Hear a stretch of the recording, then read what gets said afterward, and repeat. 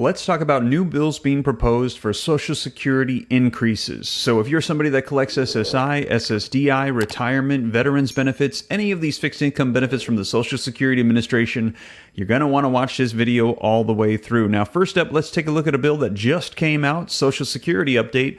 This House bill seeks to boost benefits for widows and widowers. Now, this one is targeting those specific groups in Social Security, but we've got other ones as well. Now, also, take a look at this. What is the COLA and how is it calculated, and how will the payments be for 2024, as we saw an 8.7% increase this year. The year before, we had 5.9%, which did not keep up with inflation. The charts show that every single month it fell short, but now we're seeing inflation month over month is going down on a decline, and now we're hearing that the COLA increase that comes out every single year to keep up with inflation is likely going to be significantly smaller. Now, a lot of people are saying, though, that it is still not enough, and that those collecting these benefits, they need some form of a bump up, and we've heard about across-the-board increases. This was one of the things that was proposed by President Joe Biden during his campaign, $200 per month across-the-board increases for everybody on Social Security. Now, we saw that proposed in the Social Security Expansion Act, $2,400 a year of increases to all benefits. However, President Joe Biden did not get on board with this particular bill, despite its popularity and it providing those bump ups. But there is one that is providing some increases and is getting some traction that aligns with President Joe Biden's main points he wants to see done for Social Security, and that is the Social Security 2100 Act. Now, we're seeing a lot of progress on this particular one, and I'm going to get you guys caught up on the latest. Now, in addition to that, I let you guys know yesterday, if you missed my video, that if you collect SSI, you should be getting your second check today in the month of June, but this is the July check early, so there will not be a payment in July. And in addition to that, I also let you know you have a limited amount of time to claim any missing stimulus checks back from 2019, the first check that went out in 2020 of $1,200, or EITCs. If you did not file your taxes and you missed out on those, please claim those right away. You have a limited amount of time, according to the IRS, and I've already had several viewers here on the channel tell me that they have acted and they are going to be getting that money right before the cutoff deadline. So please do not miss out on any funds that are available that could help out you and your family. But with that being said, you guys, let's get you caught up on the latest about Social Security increases. And before we dive in, do me a quick favor, smash the like button for me. Just takes a second. Thank you so much. Hit the subscribe button to stay up to date. I'll keep you up to speed on everything going on. And with that being said, let's go ahead and dive right in. All right, so first up, Social Security update. House bill seeks to boost benefits for widows and widowers. Now, this article says that a House bill was reintroduced earlier this month that would boost Social Security benefits for widows and widowers up to 25%.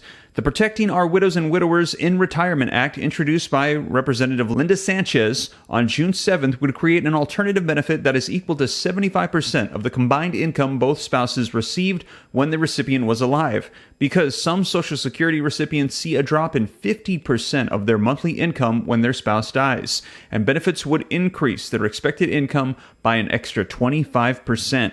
Now, losing a spouse is devastating, and those who depend on Social Security, the added financial distress of losing significant income can make an already difficult time even more troubling, Sanchez said in a statement. Now, the POWER Act will create an alternative benefit ensuring widows and widowers can keep paying their bills, and I am proud to reintroduce this legislation to give some security and peace of mind to those who have lost loved ones. Surviving spouses often see a sudden drop in Social Security benefits when they lose their loved ones because they cannot receive their own Social Security benefits and a survivor's benefit, which is up to 100% of the spouse's Social Security primary insurance amount at the same time under current law. The survivor's benefits can be paid out to spouses as young as 60, which would give them Social Security benefits 2 years earlier than the youngest age of retirement, which is 62. But the monthly payment at age 60 is only 71% of the benefits that would be paid to the survivor at the full retirement age of 67. The monthly payment for survivors at 67 is 100% of the deceased's full benefit. Now, the new Power Bill has been endorsed by 6 congressional co-signers and nonprofit group, the Social Security Works. So a new bill proposing a 25% bump up for that particular group. And if it comes to fruition, I'll be sure to let you know. Right now it says this is a House bill. We will see if it gets traction, but there is a lot of bills coming out in 2023, the year of Social Security reform, to help increase the benefits, extend the solvency, and just reform Social Security altogether. Because as I mentioned several times here on the channel, we have got a solvency issue. Congress has got to act, and soon. We do not have much longer. Now, what is COLA? How is it calculated? And how will the payments be in 2024? Now, I'm just going to scroll down for you. If you've been following me for some time here on the channel, you already know the cost of living adjustments is the increases that they give to beneficiaries to keep up with the pace of inflation. So it should be increasing regularly. We've had a 40-year high in increases of 8.7% due to the 40-year high in inflation. And now what they're saying is what they're anticipating for next year based off of previous projections. The Social Security cost of living adjustment for 2024 is looking like it'll be around 2.7%, which a lot of people are saying is simply not enough. Now, this is based off of the CPIW, and a lot of people are saying we need to base it off of the CPIE to help out seniors, because the CPIW is not an accurate projection of what seniors or people collecting benefits are spending their money on. They have different spending habits, and inflation affects them differently than urban wage earners. And taking into account the average monthly amount of Social Security checks is $1,827 in 2023, an increase of 2.7%, would bump it up about an extra $50 or so to $1,876, which a lot of people are saying is not a whole lot of help. And if we take a look at the charts, we can see that inflation has been declining. You can see that in March it was 5%, April 4.9%, May 4%, and they're saying this is good, but people are saying $50 a month is still not enough.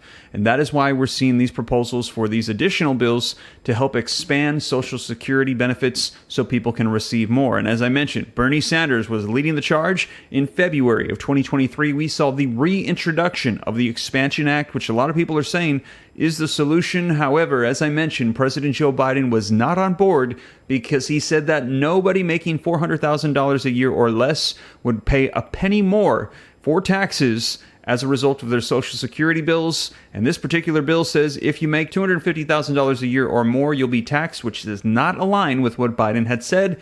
So as a result, this bill has not gotten traction. However, the Social Security 2100 Act almost follows exactly Biden's 4-point plan for Social Security, and we're seeing this particular bill get a lot of traction. Now, in addition to that, I've released a bill talking about the increases of up to $485 in some cases. Check out that video right here if you missed it. And also, as I mentioned, if you missed my videos yesterday, SSI will get its second payment today, or about the limited amount of time that you have to collect that first stimulus check. If you missed it, if you don't file your taxes, because normally you don't need to, be sure to check out the video. I'll put it on the screen for you right now as well. So make sure that you stay up to date on what's happening. There's a lot of things, and there are timelines, and I'll be sure to report them to you here on the channel so you know the latest.